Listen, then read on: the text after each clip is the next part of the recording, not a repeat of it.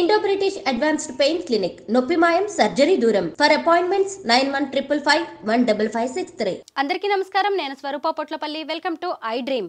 అన్నం వండే విధానాన్ని బట్టే ఆరోగ్య ప్రయోజనాలు ఉంటాయి. మార్కెట్లో అనేక రకాలైన బియ్యం దొరుకుతున్నాయి.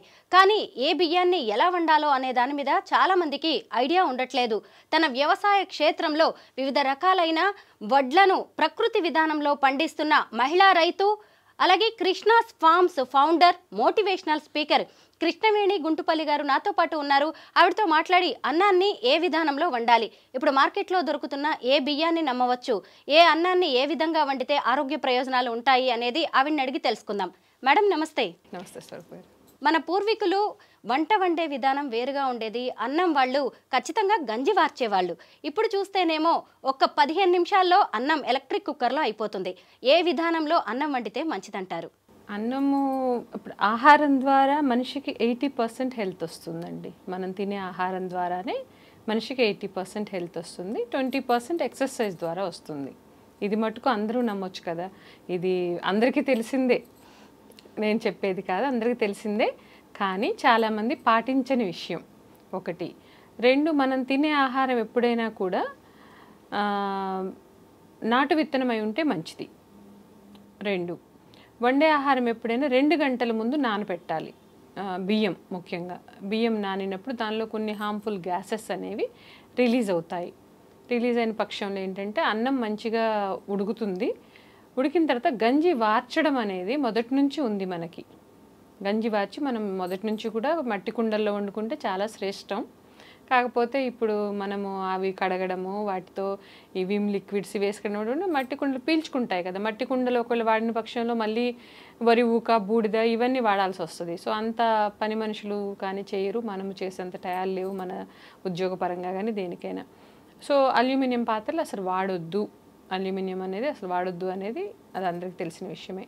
స్టీల్ పాత్రలో వండుకోవచ్చు, లేదంటే ఇత్తడి పాత్రలైనా బాగానే ఉంటుంది. కాబట్టి ఏ పాత్రలో వండినా 2 గంటల ముందు నానపెట్టుకొని ఉడికిన తర్వాత గంజి వార్చుకొని, అండ్ ఉడుకుతున్నప్పుడు ఇంకో చిన్న విషయం ఏంటంటే ఒక స్పూన్ నెయ్యి వేసిన పక్షంలో షుగర్ స్పైక్స్, ఇప్పుడు ఎక్కువ డయాబెటీస్ కదా, రోటీ మీద అయినా సరే నెయ్యి ఒక స్పూన్ రాసుకొని తిన్న పక్షంలో, ఈవెన్ మీరు ఇది నేను చెప్తాను, ఇప్పుడు గ్లూకోమీటర్స్ వస్తున్నాయి కదా, ఎక్కువ శాతం మనం డయాబెటీస్ని కౌంట్ చేస్తున్నాము, అది మీరు పెట్టుకొని ఒకసారి నెయ్యి వాడకుండా రోటీ రైస్ తిని చూడండి.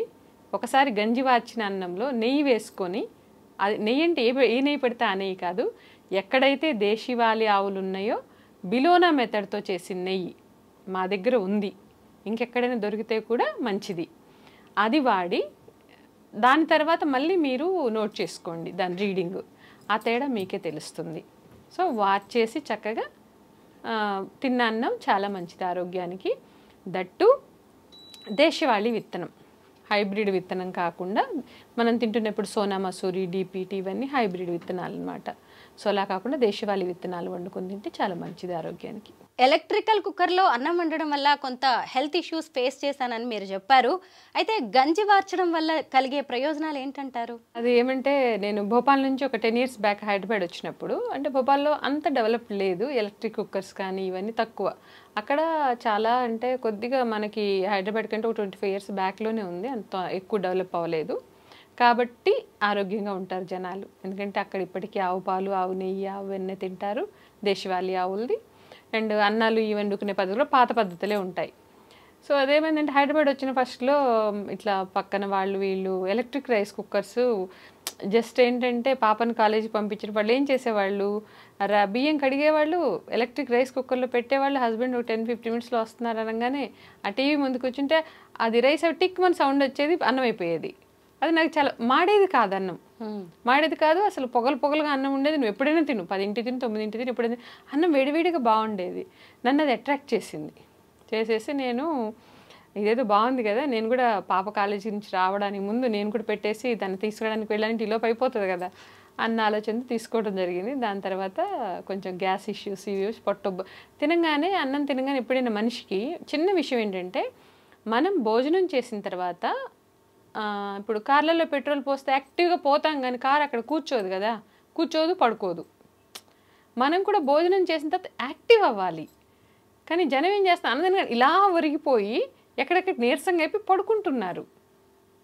అదొక్కటి చాలు మనకి, మనం ఏం తింటున్నాము, మనలో ఎంత ఎనర్జిక్ లెవెల్స్ వస్తున్నాయి, బద్ధకం వస్తుందా అనే దానికి మనం వండే విధానం, మనం తినే ఆహారం చెప్తుంది అనమాట. అక్కడ మనం ఫుడ్ తిన్నామంటే వెంటనే వెళ్ళాము చక్కచక్క పనులు చేసుకునేటట్టు ఉండాలి.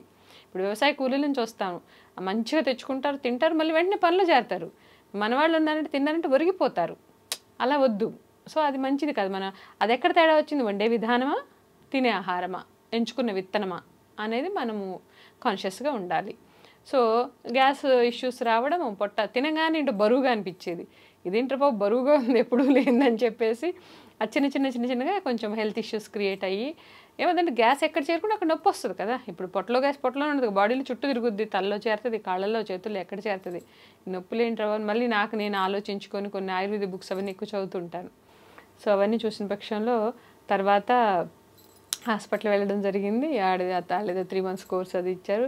దాని తర్వాత ఆలోచిస్తే తెలిసింది ఏంటంటే ఎక్కడ చేంజ్ వచ్చిందని నేను ఆలోచించుకున్నాను. అంటే నా ఆహార పద్ధతులు మార్పులు ఎక్కడ ఎంచుకునే విత్తనమా లేకపోతే వండే విధానమా అని చూసుకుంటే ఎలక్ట్రిక్ గ్యాస్ కుక్కర్ ఒకటి ఇంట్లోకి వచ్చింది.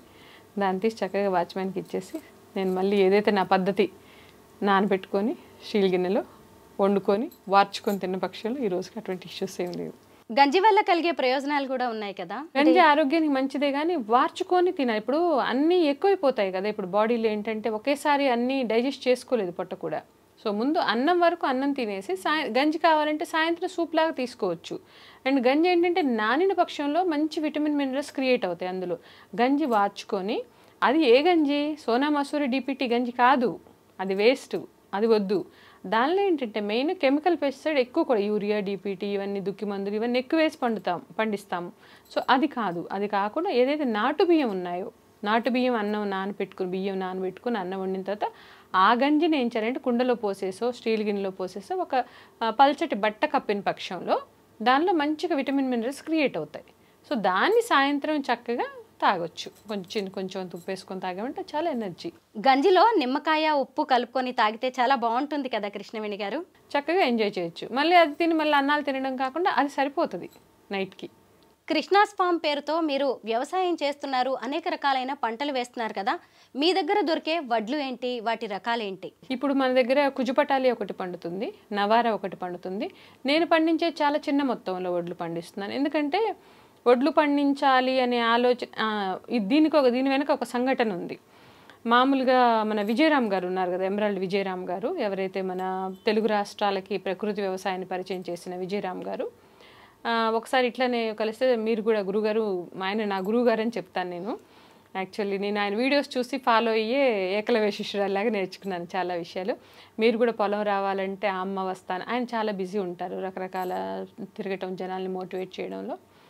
సరే అమ్మని ఒకరోజు వచ్చేసి పొలం అంతా తిరిగేసి చాలా హ్యాపీ అనమాట. అమ్మ ఆడపిల్ల నేనేదో 1 ఆవు 2 ఆవులు పెట్టుకుని అట్లా ఉన్నామని సరదాగా వచ్చానమ్మ, కానీ చూస్తే ఇక్కడ ప్రపంచాన్ని సృష్టించావు తల్లి, చాలా సంతోషం అమ్మ అంటే. నాకున్న అవగాహన ఎంతటి తింటే అప్పుడు ఇప్పుడు నవ్వు వస్తుంది తలుచుకుంటే. ఆయన స్థితప్రజ్ఞత అంటాం కదా, ఆయనలో చూడొచ్చు. ఆయన ఓపిక అది ఆహారం ద్వారా మాత్రమే వచ్చింది ఆయనలో.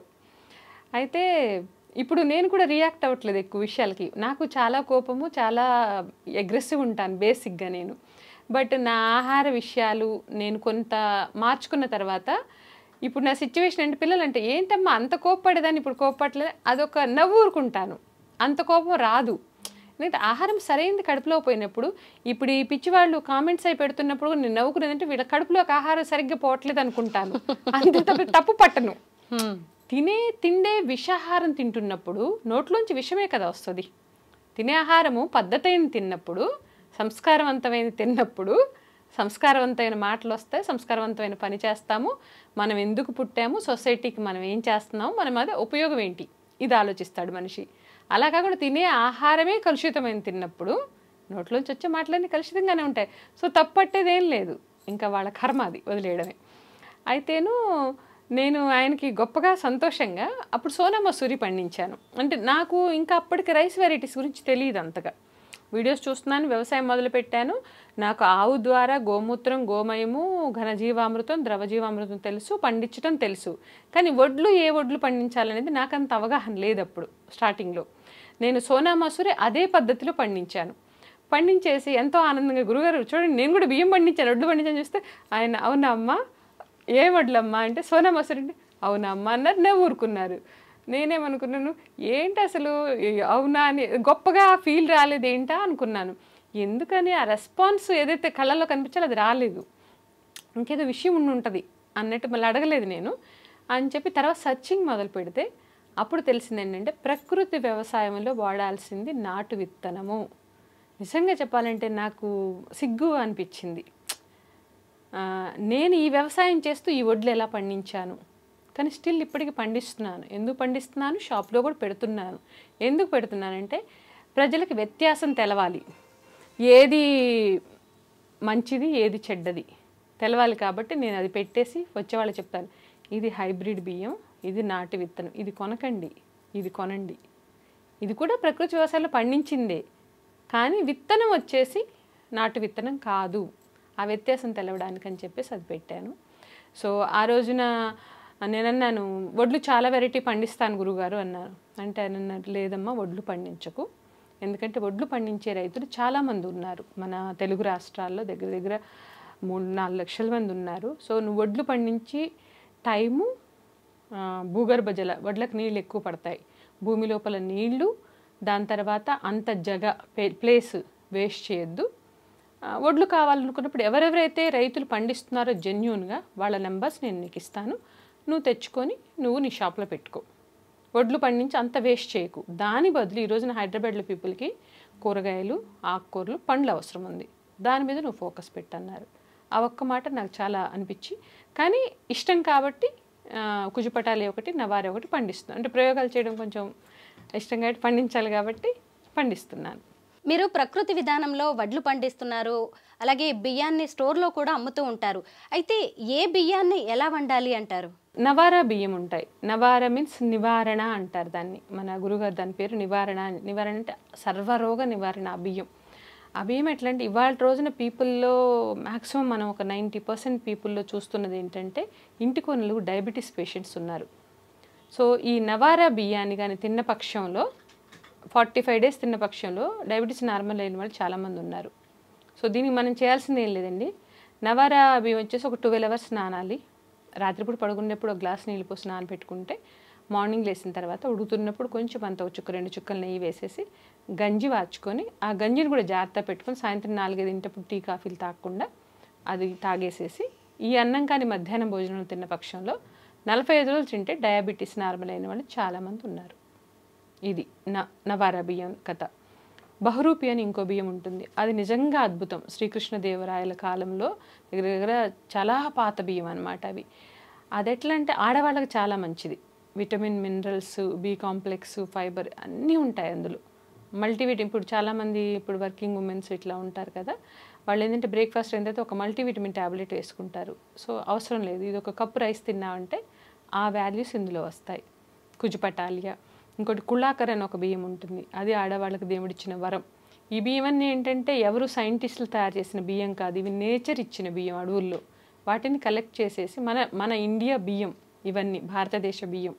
ఇవేంటంటే బ్రిటిషర్స్ వచ్చిన తర్వాత కొంచెం అవి మాయం చేసేసి మనకి సోనా మసూరి డీపీటీ ఇవన్నీ ఇచ్చేసి దాని తర్వాత పెస్టిసైడ్ కెమికల్స్, దాని తర్వాత కార్పొరేట్ హాస్పిటల్స్, ఇదంతా ఇక పెద్ద స్టోరీ.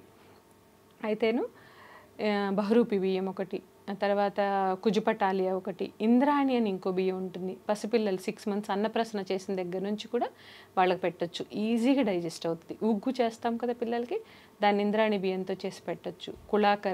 కుళాకర్ ఎవరైతే ప్రెగ్నెంట్ లేడీ కన్సీవ్ అయిన తర్వాత ఎవ్రీడే తనకు పెట్టిన పక్షంలో నార్మల్ డెలివరీస్ అవుతాయి. బేసిక్గా ప్రకృతి నియమం ఏంటంటే మనిషికి నార్మల్ డెలివరీ అవ్వాలి, కానీ ఈ రోజుల్లో సిజేరియన్స్ అవుతున్నాయి.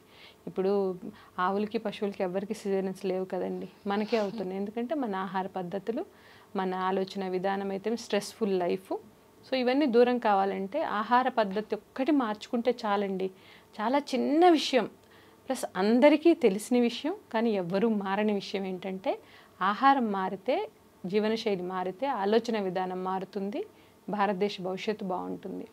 ఇది అయిపోయిన తర్వాత ఇప్పుడు ఇంకొకటి మన బ్లాక్ రైస్ ఉంటుంది. బ్లాక్ రైస్లో చాలా వెరైటీస్ ఉన్నాయి. కాలాబట్టి, టిబెటియన్స్ తింటారు ఎక్కువ అది. దాంతో బ్యూటీ పార్లర్కి వెళ్ళేసి ఏదో స్కిన్ టైట్నింగ్లు ఇవన్నీ చేయించుకొని అక్కర్లేదు. టిబెటియన్స్ తింటారు రైస్, చాలా స్ట్రాంగ్గా body tightening and anti cancer agents ఎక్కువ ఉంటాయి అందులో. ఇమ్యూనిటీ బూస్టర్ అది బాగా. అన్నం తింటే చాలండి, నువ్వు ఏమీ చేయక్కర్లేదు. వెనకట మీరు చూడండి ఊర్లలో వెళ్ళి 80-90sలో ఉన్న ముసలి వాళ్ళు పెద్దవాళ్ళని చూడండి, సీనియర్ సిటిజన్స్ని, వాళ్ళు స్కిన్ గ్లో చేస్తుంటుంది, చక్కగా ఉంటారు, నవ్వుతుంటారు. ఆ గ్లో ఇప్పుడు ఈ 16 ఏళ్ళ పిల్లంటే ఎలా ఉండాలనేది ఈ రోజులు ఎక్కడన్నా కనిపిస్తుందా? లేదండి. 40+50sలో ఆ కళ కనిపిస్తుంది. కానీ 16-18 ఏళ్ళ పిల్లలు ఒకప్పుడు అనేవాళ్ళు 16 ఏళ్ళు అంటే ఎంగేజ్ అని, యుక్త వయసు పిల్ల అనేవాళ్ళు. అసలు ఆ యుక్త వయసు పిల్ల అనేది నారాయణ చైతన్యంలో ఏడో వెతికిన కనపట్ల. బల్లుల్లాగా అతుక్కొని ఎవ్వరికి వాళ్ళు నీరసంగా, ఆ అయోమయ స్థితిలో నీరసంగా, హెల్త్ ఇష్యూస్తో ఇబ్బంది పడుతున్నారు. సో అది ఎందుకు లేదంటే ఫుడ్ ద్వారా లేదు, పొల్యూషన్ ఉంది. ఇంకొకటి చెప్పాలి మీకు, పొల్యూషన్ ఒకటి ఎక్కువగా ఉంది. సో అంటారు ఇప్పుడు మేము ఎన్నో సంవత్సరాల నుంచి ఇవే తింటున్నాం కదా, బాగున్నాం కదా, మీరేంది ఇప్పుడు వచ్చేసేమో కొత్త చెప్తున్నారంటే, ఆ రోజుల్లో పొల్యూషన్ లేదు కానీ ఈ రోజుల్లో ఉంది కదా. సో దాన్ని మనం ఆహారం ద్వారా మార్చుకోవాల్సిన అవసరం ఉంది. ఆహారం మారితే ఆరోగ్యం బాగుంటుంది, ఆలోచన మారుతుంది, అన్నీ బాగుంటాయి, హ్యాపీగా ఉండొచ్చు. అన్నం వండడం అనేది మనందరికీ తెలిసిందే. ఇదేమన్నా పెద్ద విద్య అనుకుంటారు, కానీ అన్నం వండే విధానాన్ని బట్టే ఆరోగ్య ప్రయోజనాలు ఉంటాయని చెప్తున్నారు కృష్ణవేణి గారు. థ్యాంక్ యూ కృష్ణవేణి గారు. Thank you.